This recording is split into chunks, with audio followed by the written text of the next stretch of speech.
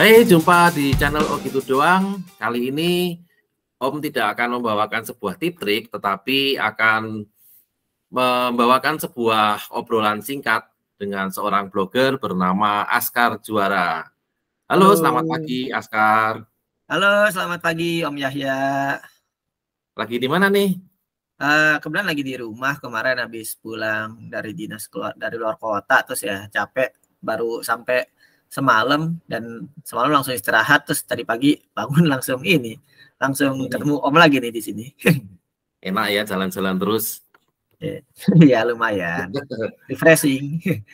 Ya, ini Om mau bahas tentang tweet Askar yang viral beberapa hari yang lalu yang menyoal tentang Kris ya. Mungkin Ya, Askar bisa cerita itu tweetnya itu gimana sih pengambilan fotonya yang soal Kris itu. itu sebenarnya agak ngasal juga sih Om. Maksudnya aku juga tidak menyangka ternyata tiba-tiba bisa menjadi viral seperti itu ya. Karena ya namanya kita tahu lah ya namanya Twitter itu kan tempat shit post ya, dimana kita mencuit sesuatu tapi kadang tidak ada maknanya, kadang ya sembarangan aja gitu, nggak diniatin gitu. Ya kita kan sebagai konten kreator juga gitu ya kan biasanya Ya. suka kalau membuat sesuatu tuh diniatin akhirnya jadi bagus gitu. Tapi kalau kemarin tuh bener-bener random aja sih Om. Jadi seperti biasa lah, aku kan ke kantin di kantor ya mau sarapan gitu.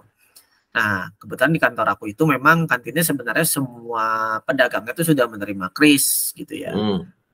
Dari awalnya dulu krisnya cuma kris link aja yang cuma bisa diterima oleh cuma bisa dipakai sama link aja, dan sekarang semuanya sudah pakai kris yang memang bisa menerima pembayaran dari platform apapun gitu, mau m-banking, mau e-wallet dan segala macamnya. Nah, tiba-tiba kan kemarin ya kita tahu ya ada aturan baru dari Bank Indonesia di mana kris untuk pengusaha mikro, ini pengusaha mikro ya. Jadi dari UMKM itu kan ada banyak levelnya gitu. Nah, mikro itu yang paling bawah lah, yang omsetnya mungkin paling kecil gitu. Nah, untuk kris pengusaha mikro itu dikenakan biaya MDR, merchant denomination, rate ya, intinya biaya admin lah gitu. MDR itu sebesar 0,3%. Ini ternyata menjadi cukup berpolemik gitu ya, terutama kalau di netizen gitu ya, di Twitter, di Instagram gitu. Pokoknya menjadi ramai lah. Bahkan sampai media-media, portal-portal berita besar pun juga membahas soal ini gitu, diramaikan gitu ya, menjadi ramai. Tapi yang perlu digarisbawahi adalah 0,3 ini cuma untuk pengusaha mikro. Jadi kalau misalkan kan UMKM, mikro, kecil, menengah gitu ya. Nah, yang kategorinya kecil, menengah, sampai yang besar gitu, itu kenanya tetap di 0,7 dari awal. Jadi memang perubahan ini yang ada di level mikro gitu. Jadi kalau misalkan Om punya usaha gitu, dan usahanya tuh masuknya ke kecil atau menengah dari awal gitu, dari awal berjoin ke krisnya gitu, ya itu tetap kenanya akan 0,7 gitu ya, nggak berubah dan ke 0,3 gitu. Nah, itu jadi Bukankah itu setahu saya sejak awal Kris mulai disosialisasikan itu memang pengusaha udah ada potongan itu ya 0,7 ya, itu ya. sudah, kalau 0,7 itu sudah. Jadi yang berubah itu hanya pemotongan 0,3 untuk kategori pengusaha mikro. Tapi kalau Om pengusaha lain selain mikro gitu ya, kecil, menengah, hingga besar gitu, itu dari awal kris ada itu udah kena potongan 0,7 gitu. Nah kan 0,3 itu kan malah lebih kecil gitu ya. Kenapa kok Iya. kira-kira malah bikin heboh gitu loh? Ya Apakah itu dia. sebelumnya mereka nggak sadar atau gimana? Ya jadi gini, mungkin ya ini namanya juga pedagang mikro ya, di mana levelnya itu uh, kebetulan aku juga beberapa kali pernah menangani UMKM gitu ya, dalam segi aku mengadakan workshop UMKM atau aku misalkan in touch dengan komunitas UMKM gitu ya. Memang salah satu permasalahan umum gitu, dan menurut aku ini cukup fatal gitu di kalangan UMKM, terutama UMKM yang skala mikro yang baru memulai usaha atau mungkin mikro tapi sudah lama gitu, itu di literasi keuangan sih Om. Jadi memang rata-rata kalau mereka tuh pengusaha mikro tuh simpel gitu, tahunya mereka ngeluarin modal berapa, terus jualan nanti dapat untungnya berapa gitu, sesimpel itu gitu. Mereka mungkin tidak bisa menghitung gitu harga pokok penjualan atau HPP itu seperti apa rumusnya gitu. Mereka tidak mungkin belum belajar ke sana atau belum mendapatkan pelajaran itu. Jadi memang secara literasi keuangan pada umumnya gitu ya, ini nggak semua, ada juga yang bagus, tapi pada umumnya itu rata-rata memang masih sangat rendah dan membutuhkan perhatian lebih gitu ya dari pihak-pihak terkait untuk coba mengentaskan soal literasi keuangan. Jadi memang persoalan kris ini bukan lo kok tiba-tiba ada biaya terus langsung heboh gitu ya, tapi memang dari sisi literasi keuangannya teman-teman pengusaha mikro ini bisa dibilang masih rendah sekali gitu ya. Jadi sebenarnya selama ini kalau kita pakai kris itu di sisi pedagang udah ada ya itu potongannya itu ya selama ini ya. Ya, jadi selama ini kalau misalkan pengusaha masuk ke kategorinya pengusaha kecil ke atas gitu ya, itu sudah ada potongan 0,7. Jadi misalkan aku gitu beli minuman lah ya, boba gitu ya, minuman atau kopi, es kopi gitu. Itu let's say harganya 20.000. Itu ya sudah kena potongan berapa tuh 1%? 200 ya. 0,7 kita anggaplah 1% ya. Karena 0,7 itu sama 1% ya. Ya betul ya, kalau 20.000 harganya berarti kan Rp200 ya. Jadi sudah terpotong Rp200 gitu. Nah, itu sebenarnya kalau dari pihak apa namanya pengusahanya gitu ya, kalau kita melakukan pembayaran dengan kris itu masuknya kemana? Ke rekening mereka atau kemana dulu baru mereka mencairkan gitu misalnya? Nah, itu sebenarnya tergantung dari beberapa dari providernya siapa. Jadi memang kris ini polemiknya adalah sama seperti kartu digital dan e-wallet lainnya. Providernya itu banyak Om. Jadi ada providernya yang pertama itu bank langsung. Nah, kalau bank langsung ini biasanya otomatis akan masuk ke rekeningnya dia gitu. Misalkan dia itu pakai krisnya Livin Mandiri. Nah, itu nanti akan otomatis masuk ke rekening mandirinya dia. Tapi biasanya sih masuknya nggak langsung masuk ya, tapi per settlement. Jadi per hari itu, misalkan ada cut off-nya jam 9 malam. Nanti jam 9 malam semuanya akan langsung masuk ke rekeningnya dia gitu.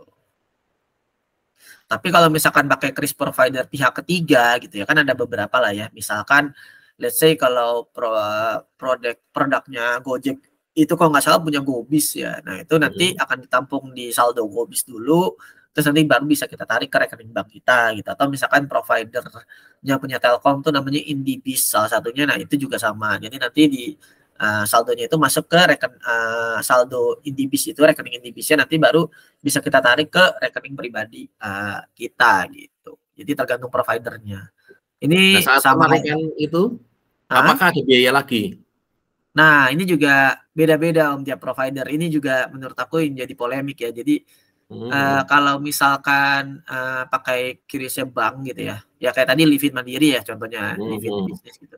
Itu setahu aku nggak ada biaya penarikan sih Om. Jadi karena memang langsung masuk ke rekeningnya dia, jadi tidak ada biaya penarikan. Tapi kalau misalkan pakai kris provider pihak ketiga, nah itu biasanya ada biaya penarikan dan ini bervariasi. Kalau nggak, tapi rata-rata sih sekitar sekali penarikan itu 2.000 hingga Rp5.000.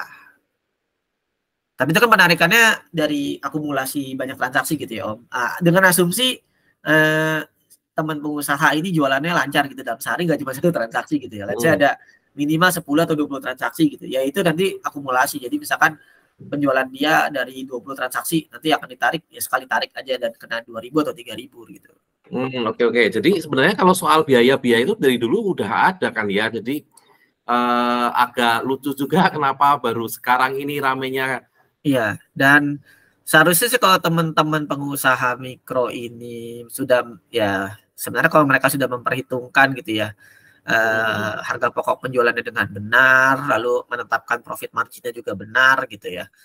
Ya seharusnya sih tidak ada masalah gitu ya dengan potongan 0,3% ini menurutku ya, karena ya let's say balik lagi misalkan dari 20.000 tadi gitu, 0,3% berarti hanya Rp60 ya.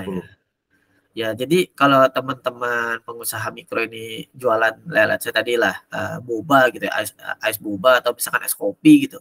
Kan nggak mungkin dia modalnya 19.900 gitu. Modalnya pasti jauh di bawah itu gitu. Ya, ini pemahamanku ya, dan kebetulan temanku juga banyak juga pengusaha makanan gitu ya. Atau teman kita salah satunya blogger Mas Eko kan juga pengusaha ini ya roti gitu, dan sekarang juga merambah ke makanan lain. Aku juga kemarin sempat cerita waktu launching ROG Ally gitu ya, ngobrol-ngobrol soal Kris ini gitu, gara-gara aku viral kan jadi obrolan gitu. Nah iya memang dulu dia juga mengakui gitu awalnya menetapkan keuntungan itu, margin keuntungan itu salah gitu, karena dia tidak menghitung ada beberapa poin yang dia tidak hitung. Akhirnya dia menjadi ya berarti profitnya tuh kecil atau bahkan malah rugi gitu, jualannya rugi padahal udah dinaikkan marginnya tapi kok malah rugi ya gitu. Ternyata ada beberapa poin yang tidak dia masukkan yang seharusnya dia masukkan gitu. Memang permasalahan intinya sih menurutku di situ ya, di literasi keuangan dari pengusaha itu. Ya, memang sulit nih. Saya sendiri beberapa kali dulu berusaha untuk istilahnya belajar bisnis, tapi kayaknya nggak berbakat juga nih, tekor terus. Akhirnya ya mainnya di konten kreator terus kayak gini sekarang. Iya. Nah, tapi ini balik lagi tadi ke Kris itu, apakah nanti ke depannya, saya nggak tahu, misalnya pengusaha mikro ini nanti akan menaikkan harga gara-gara viralnya soal potongan 0,3 itu tadi. Misalnya yang tadinya harganya 20.000 lalu dinaikkan jadi 20.000, let's say 2.200 misalnya gitu. Atau gimana? Ya kayaknya kalau naikinnya segitu sih nggak mungkin ya Om. Pasti dia naikinnya bulat lah, 21.000, 22.000 gitu. Nah ya sebenarnya kalau kenaikan harga itu lumrah ya, kan namanya pengusaha gitu ya. Misalkan bahan bakunya naik pun dia mau nggak mau harus naikin harga. Yeah. Gitu. Jadi kenaikan harga mungkin ada kemungkinan gitu. Jadi semuanya ini bergantung kepada pengusaha itu sendiri gitu. Kalau misalkan dia menghitung profit marginnya sudah benar gitu ya, seharusnya sih dia tidak akan menaikkan harga, karena apalah arti 0,3% itu dan biaya penarikan gitu ya dibandingkan apa yang dia sudah akan dapatkan gitu. Justru aku agak bingung gitu dengan orang-orang di Twitter nih ya, kan aku lihat di reply Twitter aku ya, mungkin nggak semua aku bisa reply gitu ya, karena kan ada ribuan Om, capek ya, satu ya. Jadi aku mungkin akan reply beberapa kali merasakan juga tuh. Ya, jadi ada beberapa penjual gitu ya, pengusaha bilang ya margin profit saya cuma 0,1 sampai 0,3 loh. Itu jualan apa badan amal gitu ya, aku bingung. Ada orang yang ngambil profit marginnya 0,1, tapi setelah aku telisik-telisik lagi ternyata jualannya memang sangat niche gitu. Ternyata dia adalah dealer atau agen dari rokok gitu. Jadi memang kalau rokok itu katanya barangnya fast moving, harganya harus benar-benar bersaing ketat sehingga marginnya itu hanya 0,1 hingga 0,2. Jadi dia itu nanti ngincernya mungkin dari bonus penjualan kali ya dari produsen rokoknya gitu. Jadi, nah kalau kasus-kasus niche seperti ini gitu ya khusus, ya memang balik lagi apakah cocok gitu bisnisnya menerapkan Kris gitu ya. Dan apalagi agen rokok berarti kan yang beli dia kan bisnis to bisnis ya, akan akan banyak gitu, kayak misalkan warung gitu. Warung beli dari dia 10 slot gitu atau 1 dus gitu kan, ya nggak mungkin transaksinya mungkin pakai Kris ya, mungkin bisa transfer gitu ya, atau misalkan mungkin bayar cash langsung gitu ya, tergantung ini. Cuman balik lagi ke tweet aku itu kan sebenarnya yang aku tujukan itu kepada pedagang retail ya, langsung jualannya tuh memang satuan gitu ke konsumen ya, kayak kita jajan minuman, jajan makanan itu kan satuan gitu. Nah itu sebenarnya yang memang target utama dari Kris itu gitu kan. Kris ini tujuannya dibuat adalah untuk mengurangi peredaran uang tunai gitu ya di masyarakat, supaya masyarakat itu bisa cashless gitu ya. Karena kan cashless ini kalau menurutku ya manfaatnya sangat banyak ya Om. Sangat banyak gitu. Ya, jelas. Ya, baik itu dari sisi konsumen ataupun pedagang gitu ya. Yang paling utama sih menurutku ini sih, kalau dari cashless itu ini paling utama dan orang sering tidak notice adalah mempersempit pergerakan uang palsu. Ya, betul, setuju banget. Ya, itu karena kan kita nggak tahu ya peredaran uang palsu seperti apa, dan kita yang awam ini mungkin juga sulit kita membedakan uang palsu atau tidak, kecuali kita pakai alatnya tuh ya yang buat memindai uang palsu. Nah, ini kan dengan adanya Kris ini kan dengan kita tidak perlu ngeluarin uang tunai, kita tidak perlu menerima uang tunai, dan itu ya salah satu mencegah peredaran uang palsu. Lalu yang kedua adalah ini juga masalah klasik, yaitu kembalian. Ya. Mau disumbangkan atau kembalian permen gitu ya. Nah, ya atau itu mungkin kalau itunya kelasnya udah minimarket gitu ya. Tapi kalau kelasnya pedagang asongan kan wah itu kalang kabut ya pasti nyari kembalian gitu. Apalagi pedagang asongan itu kan jualannya berapa sih paling mahal gitu ya? Paling 5.000 sampai 20.000 gitu ya, nggak lebih dari itu. Dan sedangkan kita tuh belum tentu punya uang nominal itu gitu ya, pecahannya gitu. Karena kita tahu ATM aja sekarang mayoritas ya 50 atau 100.000 gitu ya. Jarang banget aku nemu ATM 20.000, 10.000 gitu ya. Hampir nggak ada, Jogja aja 20.000 udah susah nyari. Iya, hanya di spot-spot tertentu gitu. Jadi kan peredaran uang terbanyak ya pasti 50 dan 100.000 gitu ya. Nah ini kan juga menjadi polemik gitu ketika kita mau jajan ke, let's say jajan cilor lah ya, itu kan harganya paling 10.000 lah aku beli. Tapi aku bayar pakai 100.000 kan bingung abangnya nanti balikinnya gimana gitu. Nah sebenarnya Kris ini sangat membantu gitu ya untuk pedagang-pedagang seperti itu gitu, dimana dia nggak perlu repot-repot nyari kembalian, hanya dengan cost-nya adalah Rp30 tadi ya. Jadi anggaplah cost itu Rp30 itu adalah cost yang bisa menyelamatkan mereka dari satu, peredaran uang palsu. Siapa tahu aku jahat kan bayar pakai uang palsu, atau mungkin aku nggak tahu ternyata uang yang aku punya itu uang palsu gitu. Kedua, mereka tidak perlu repot-repot lagi menyediakan uang kembalian. Nah sebenarnya biaya-biaya tadi itu kira-kira dipergunakan untuk apa ya? Pemeliharaan servernya Kris atau apa gitu? Ya, jadi yang sudah pasti namanya MDR itu biayanya yang aku tahu nih ya, yang aku tahu itu ya untuk pemeliharaan. Jadi kan Kris ini punya sistem ya, pasti punya sistem. Apalagi dia nih sistem ini cukup canggih karena ini yang menurut aku canggih adalah dia menerima pembayaran dari semua metode pembayaran gitu. Maksudnya metode pembayaran adalah Kris tapi menerima semua pembayaran dari semua platform gitu ya. Mau itu dari m-banking, mau itu dari e-wallet gitu ya. Dan itu semua provider gitu terima. Jadi kayak nikmat mana lagi yang engkau dustakan gitu. Sekarang kita tidak perlu terpaku pada satu metode pembayaran aja ya, kayak misalkan dulu kan mungkin kalau kita mau jajan sesuatu ternyata dia metode pembayaran cuma bisa let's say sebut merek ya GoPay gitu atau OVO gitu atau ShopeePay. Sekarang kan enggak, kita mau pakai yang penting dia sudah punya Kris, kita mau bayar pakai mobile banking, mau BCA, Mandiri, BNI, BRI, pokoknya semua yang udah punya Kris. Lalu juga mau pakai e-wallet ya seperti GoPay, OVO, ShopeePay itu bebas gitu. Jadi udah nggak ada barrier lagi lah untuk bayar-bayar gitu. Ya, betul sekali. Saya masih ingat banget itu waktu awal-awal banget ada GoPay, ada OVO itu saya beberapa kali mengalami kesulitan karena misalnya saldo saya yang ada itu GoPay tapi ternyata hanya bisa menerima pembayaran OVO. Nah, itu kan repot sekali ya. Iya. Dan adanya Kris itu kan sudah jauh mempermudah itu.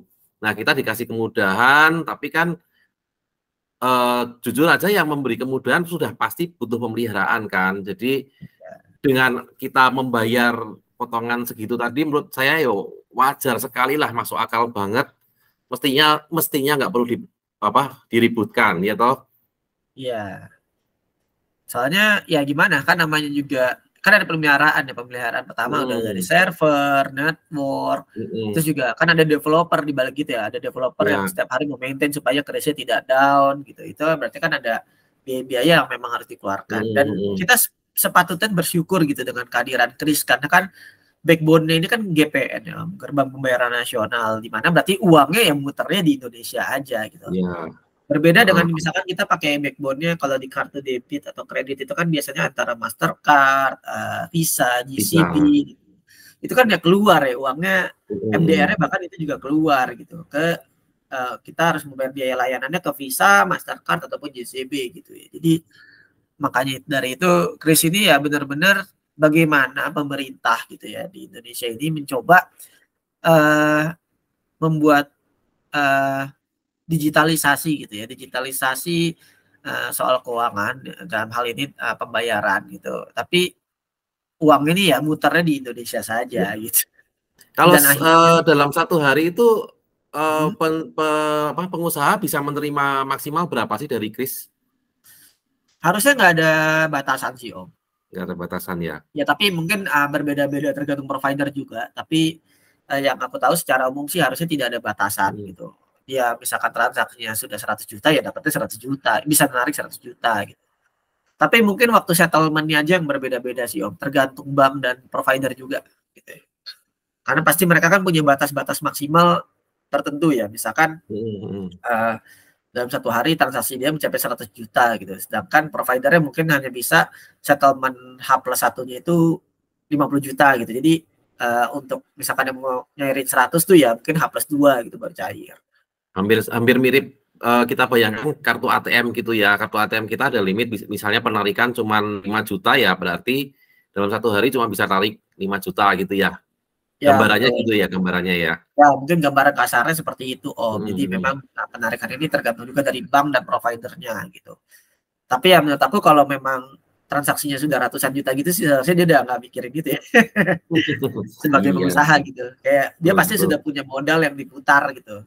Udah nggak mikirin lagi hal-hal sepele seperti itu sih.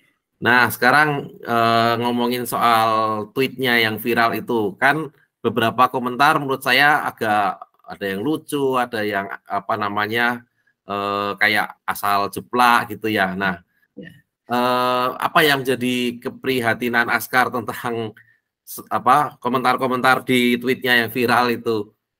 Oke, ini satu ya.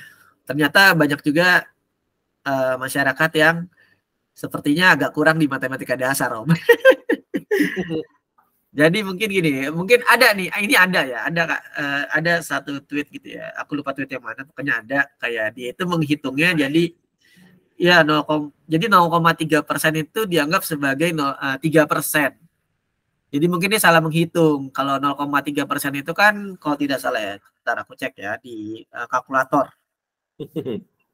Ya misalkan dia menghitung, oke 10.000, 0,3% itu berapa gitu.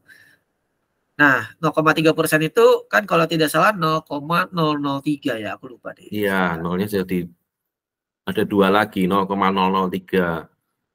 Ya, betul 0,003. Sedangkan mungkin orang itu menghitungnya 0,3% itu adalah 0,3% itu tapi tanpa persen. Jadi dianggapnya 3%, tapi 0,3 kan jadinya.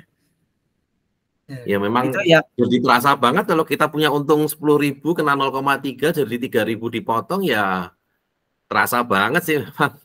Ya persen iya, tapi itu kan seharusnya masih dibagi lagi 100. Iya, cuman mungkin ada orang yang kesalahan menghitung di situ. Itu kayaknya ada. Cocok nih buat channel gitu doang nih, saya nanti bikin tip-trik matematika dasar yang cuma gitu doang itu kayaknya cocok ya, nih. Betul. Dan apalagi ya sekarang kan semua punya handphone ya dan ada kalkulator di handphonenya. Nah, cuman mungkin cara menggunakan kalkulatornya juga mungkin kurang tepat gitu. Nah, mungkin nanti di channel gitu doang bisa tuh. bisa nih. Ini apa menimbulkan ide baru ini untuk channel saya nih nanti. Boleh. Iya. Iya, itu memang ya ini kesalahan-kesalahan dasar sih memang ya, tapi ya itu makanya inilah tugas kita sebagai konten kreator untuk membantu juga untuk edukasi ya ke teman-teman itu supaya tidak salah ke depannya gitu. Oke. Ya, jadi apa aku lihat di reply di Twitter, di Instagram gitu. Ini banyak sekali ya ternyata masyarakat ini seringkali senang sekali membandingkan dengan negara luar, negara maju. Wah, enggak di negara maju enggak kayak gitu. Wah, mereka masih pakai cash ya. Kita nggak akan ketinggalan kok kalau nggak nerima cash kalau masih nerima cash lagi apa segala macam. Ini menurut aku yang mindset yang perlu mungkin dihilangkan gitu ya, dimana kita cobalah untuk bangga dan menghargai gitu inovasi dari negara kita sendiri gitu. Memang mungkin ada beberapa kasus gitu, ada yang nyontohin misalkan let's say di Korea Selatan, di Jepang, di Eropa ataupun di mana tuh Singapura. Ya Singapura lah kita ambil yang terdekat lah ya, Singapura kan paling dekat gitu ya. Ya di sana ini kok nggak pakai kris kok. Ya memang Singapura mah tidak menggunakan kris gitu ya. Tapi apa yang populer di sana tetap mereka memakai pembayaran contactless. Ya kalau teman-teman atau Om juga tahu gitu ya. Sekarang kan kartu-kartu debit atau kartu kredit keluaran baru itu rata-rata mendukung namanya Visa contactless, di mana pembayarannya itu mungkin kalau yang lama kan digesek gitu ya, atau yang sekarang banyak kan pakai chip jadi ditusuk gitu ya ke mesin EDC. Kalau contactless itu teman-teman cukup tempelin kartunya aja udah langsung kepotong. Macam NFC itu ya, kayak kita tol itu kan cuma tempelin gitu aja kan. Betul. Jadi kalau teman-teman punya, nah bahkan teman-teman kalau punya kartu debit dari beberapa bank tertentu gitu ya di Indonesia, terus lagi jalan-jalan nih ke Singapura, itu bisa aktifin aja di aplikasi bankingnya transaksi internasional gitu ya dan transaksi online. Itu teman-teman bisa tuh pakai kartu debitnya buat bayar let's say naik MRT gitu. Jadi nggak perlu lagi beli kartu apa sih nama kartunya itu? Adalah kartu MRT Singapura. Jadi tinggal tap-tap aja tuh di sana gitu. Nah, mereka sebenarnya sudah jauh lebih maju dari kita soal itu. Itu jauh lebih maju ya. Ya dan beberapa itu tahun yang lalu ya. beberapa tahun lalu saya ke Singapura itu di kita masih semua pembayaran pakai tunai, paling banter pakai kartu debit gitu kan, karena udah kartu yang kayak e-money sekarang itu udah beberapa tahun yang lalu, 10 tahun lebih kayaknya. Iya. Jadi kita memang ya rada ketinggalan ya soal itu ya. Iya.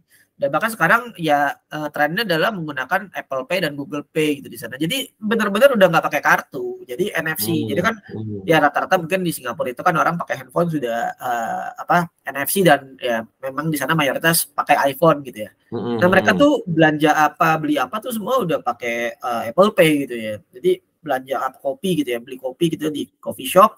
Ya tinggal tap aja gitu di mesin EDC-nya Apple Pay itu.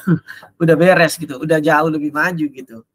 Jadi ya ini kris ini kan usaha pemerintah ya supaya bagaimana kita mengejar ketertinggalan tersebut. Nah, cuman memang caranya yang berbeda. Kenapa? Jadi mungkin ini teman-teman nanti bisa googling ya, aku juga lupa datanya seperti apa, tapi yang pernah aku baca gitu, ada artikel ataupun berita gitu yang pernah aku baca. Masyarakat Indonesia yang tidak tersentuh di sistem bank itu cukup banyak gitu ya. Banyak yang nggak punya rekening bank. Iya. Bahkan masyarakat bank yang istilahnya udah teknologi yang umurnya udah ratusan tahun boleh dibilang gitu ya, itu pun masih banyak yang belum tersentuh ya. Betul. Nah makanya dibuatlah kris ini, karena kris ini kan sebenarnya orang juga nggak perlu bank ya. Misalkan Om punya let's say e-wallet seperti GoPay, OVO, Dana, ShopeePay itu kan nggak perlu punya bank gitu. Top up-nya juga bisa dari minimarket atau misalkan dari agen. Ya banyak lah kalau di sekitar rumahku tuh agen-agen pulsa ya, yang jualan pulsa tuh mereka juga menerima top up itu gitu. Nah, jadi semua orang termasuk yang tidak punya rekening bank pun bisa menggunakan gitu. Itulah kenapa diciptakannya kris gitu ya. Karena kita memang harus melihat ini secara makro ya Om. Maksudnya kan ada juga nih beberapa teman-teman di Twitter terutama yang generasi bisa dibilang tech savvy banget gitu ya. Dan mereka sudah mungkin pernah tinggal di luar atau sering jalan-jalan keluar terus membandingkan kok di luar nih bisa gini, Indonesia nggak bisa begini gitu. Tapi kan secara ya itu permasalahannya adalah secara demografis pemerintah ini ingin menerapkan digitalisasi yang bagaimana semua orang tuh bisa menggunakan gitu ya. Ya mungkin memang belum arahnya ke let's say tadi ya Apple Pay, Google Pay karena itu membutuhkan step-step tambahan. Tapi kan kalau kris ini enggak gitu ya. Yang penting kamu punya smartphone, terdaftar di aplikasi salah satu aplikasi keuangan gitu ya, e-wallet gitu dan udah kamu bisa menggunakan. Ya memang harus diakui Indonesia itu karena saking luasnya, saking beragamnya, jadi memang mungkin perlu memang kehati-hatian di dalam memutuskan segala sesuatu ya. Jadi menurut saya adanya kris memang benar seperti Askar bilang tadi itu untuk langkah pemerintah mengejar ketertinggalan dibandingkan dengan negara-negara lain yang sudah sangat modern, tetapi mungkin kalau seperti Askar bilang tadi di Singapura sedemikian mudahnya ya memang karena mereka negara kecil, negara yang relatif seragam gitu kan, relatif hampir sama semua gitu. Sementara kita misalnya ke pulau-pulau terpencil gitu kan ya susah juga kan. Makanya saya salut sebenarnya dengan upaya-upaya pemerintah yang bagaimana caranya kita bisa maju tetapi dengan cara kita gitu. Betul. Gitu Om. Dan tenang aja buat para pengusaha gitu ya. Kris ini tuh manfaatnya banyak sekali gitu ya, nggak cuma sebagai pembayaran gitu. Bahkan beberapa netizen tenar gitu ya, seperti contohnya Dr. Tirta Cipeng gitu di Twitter atau siapa lagi gitu ya, kemarin ada nge-tweet gitu. Itu tuh mereka tuh membeberkan gitu. Manfaat apa sih yang mereka rasakan sebagai pengusaha dalam menggunakan kris gitu ya. Terutama buat teman-teman pengusaha yang ingin naik level gitu ya. Saya yakin semua teman-teman pengusaha, terutama termasuk pengusaha mikro gitu ya. Pengusaha mikro itu yang benar-benar kecil, pasti mau dong usahanya kan berkembang terus ya kan. Mungkin kan dia mau mikro-mikro terus gitu. Misalkan ada pedagang cilor nih, nggak mungkin kan dia mau dagang cilor gerobakan terus. Mungkin dia ingin berkembang punya 2 gerobak, punya usaha, atau terus nanti cilornya bisa jadi terkenal, punya toko gitu segala macam. Kan semua pasti impiannya itu ya, nggak cuma stuck di situ gitu. Nah kalau berkembang itu kan berarti kita harus mengikuti perkembangan zaman gitu ya. Nah, ini ya, kris ini kan sama aja kayak dulu peralihan gitu ya, peralihan dari kalau kita ngomongin metode pembayaran ya dulu dari awal tunai terus ada EDC kita bisa bayar pakai kartu debit lalu nanti kita punya bisa bayar pakai kartu kredit. Tapi kalau misalkan di kasus lain adalah let's say transportasi gitu ya, ride hailing, di mana kita dulu naik angkot, naik bis gitu. Terus sekarang naik ojek gitu ya. Tapi sekarang ada Gokar, Gojek, Grabbike, Grabcar gitu ya. Kan sama, itu kan juga peralihan teknologi ya. Yeah. Digitalisasi. Nah, Kris juga ini sama gitu ya. Dan mau nggak mau ya mungkin teman-teman pengusaha ya harus lihat trennya, harus bisa melihat trennya juga gitu ya. Kan mungkin mereka sekarang masih di atas angin gitu, di mana orang masih pakai cash gitu ya. Mungkin ada beberapa orang yang masih pakai cash gitu. Kalau aku jujur udah jarang bawa cash di Jakarta ini. Ya 80% lebih semua sudah digantikan oleh cashless gitu, entah itu pakai aplikasi ya tadi pakai kris itu tadi ataupun pakai kartu dompet digital ya, e-money, flash gitu. Karena aku seharian juga naik transportasi umum, naik Transjakarta ya tinggal tap aja itu e-money, terus naik MRT juga pakai e-money. Bahkan kalau bawa kendaraan sendiri pun parkir gitu ya, parkir di mall atau di ruko di mana kan semua juga sudah pakai e-money gitu ya.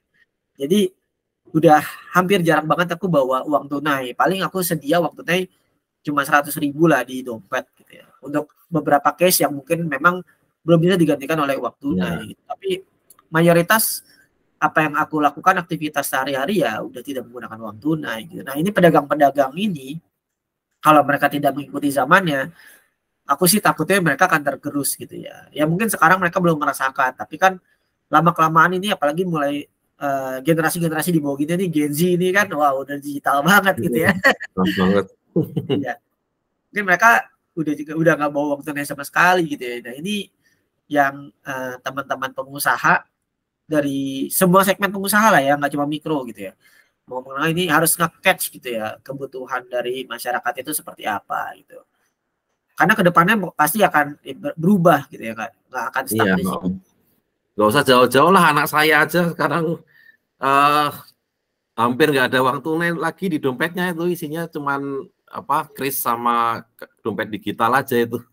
Nah itu juga anak om kan di Jogja gitu ya, maksudnya di Jogja. Apalagi kita yang di Jabodetabek gitu. Adopsinya lebih cepat ya.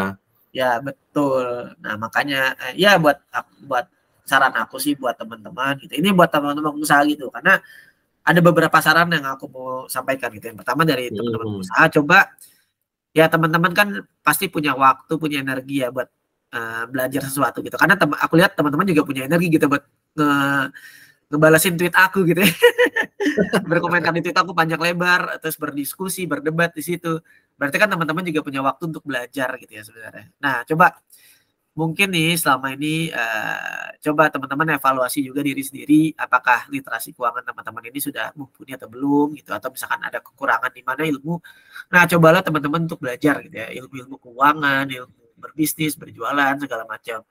Materinya sudah tersebar banyak di YouTube, di internet lah. Itu udah tersebar banyak yang gratis, teman-teman bisa langsung belajar. Ini ya daripada balasin tweet aku capek-capek gitu ya, balasin tweet aku wah gimana ini Mas Askar nggak bisa gini. Ya mending belajar aja gitu ya. Soal literasi keuangan, pengembangan bisnis segala macam itu menurut aku akan lebih bermanfaat gitu ya buat teman-teman. Toh aku juga mengakui aku sendiri juga sampai saat ini kan juga ilmunya masih belum sebesar itu, tetap aku belajar juga gitu ya. Nah itu satu buat teman-teman pengusaha. Buat kedua ini mungkin buat teman-teman ya semua pihak lah yang berkepentingan soal pengelolaan UMKM gitu. Nah coba teman-teman yang mengelola UMKM baik itu di pemerintah ataupun swasta ataupun NGO dan segala macamnya, coba digalakan kembali gitu ya untuk meningkatkan literasi keuangannya teman-teman pengusaha UMKM gitu. Karena menurutku ini menjadi vital gitu ya, agak susah di sini gitu.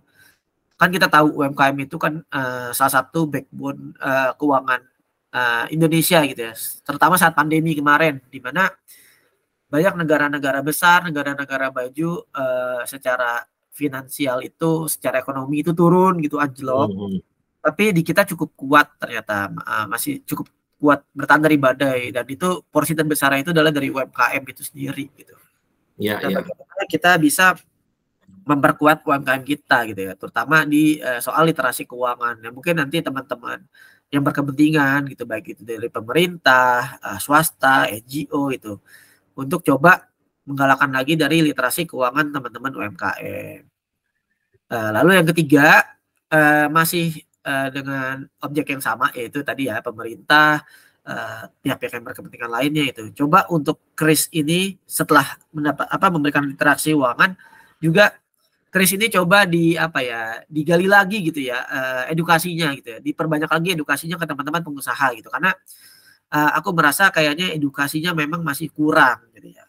Usaha untuk mengedukasi ini ke masyarakat ataupun ke pengusaha itu masih kurang. Jadi informasi simpang siur yang mereka dapatkan, yang pada akhirnya terjadilah itu penolakan penggunaan KRIS gitu ya. Padahal aku rasa kalau sudah teman-teman pengusaha sudah paham gitu cara pakainya, harusnya tidak ada lagi ya pergolakan gitu ya terhadap metode pembayaran KRIS ini, karena bagaimanapun manfaatnya itu jauh lebih besar gitu ya. Oke, menarik sekali pembahasannya, daging banget ini. Saya yang nggak terlalu paham dengan KRIS juga sedikit tambah wawasan gitu ya. Mudah-mudahan aja, saya berharap penggunaan KRIS makin meluas, termasuk di Jogja ini, karena saya sendiri juga terus terang merasakan enaknya menggunakan KRIS, nggak terlalu banyak bawa uang tunai lagi sekarang, dan nggak takut kena uang palsu, nggak takut masalah kembalian yang seringkali, terutama nih ibu-ibu nih yang istri saya juga itu sering ngomel kalau ditanyain, Bu, ini kembaliannya boleh didonasikan gitu kan. Itu sering, atau mau kembalian permen gitu tuh, wah itu. Jadi adanya KRIS tentu sangat mengurangi hal-hal seperti itu. Oke, mudah-mudahan bermanfaat ya obrolan kita sekarang ini. Mudah-mudahan semakin banyak yang paham tentang KRIS, dan ya harapan kita juga KRIS semakin disempurnakan terus, semakin layanannya semakin baik, sehingga makin banyak diakses. Toh kan sekarang orang smartphone juga udah hampir bisa dibilang semua orang punya ya. Mungkin tadi Askar bilang nggak punya akun bank, tapi kalau smartphone saya pikir nggak punya ya. Ya, smartphone pasti punya lah. Sekarang ya modal smartphone aja lah gitu ya. Maksudnya apalagi sekarang juga ya banyak ini anekdot gitu ya di nggak cuma di Twitter sih, di masyarakat umum. Orang lebih takut ketinggalan smartphone daripada ketinggalan dompet sekarang. Dompet, ya betul. Apalagi smartphone juga boleh dibilang murah banget sekarang, 1 jutaan aja udah ada, nggak perlu lagi feature phone kan? Iya, gitu. Oke. Masih ada yang mau disampaikan? Udah sih mungkin cukup itu aja Om. Ya siapa tahu nanti kita bisa ngobrol-ngobrol lagi gitu di topik yang lain. Siap, yang jelas saya juga jadi senang banget karena jadi punya ide untuk bikin konten-konten gitu doang nih nanti kan ya. Trik matematika yang bikin pokoknya bikin bilang oh gitu doang gitu, sesuai dengan nama channel ini. Oke, siap. Oke, siap. Terima kasih banyak Askar untuk kehadirannya di channel Oh Gitu Doang. Sukses selalu, sehat selalu. Terima kasih banyak. Ya, terima kasih juga Om. Ya, dadah.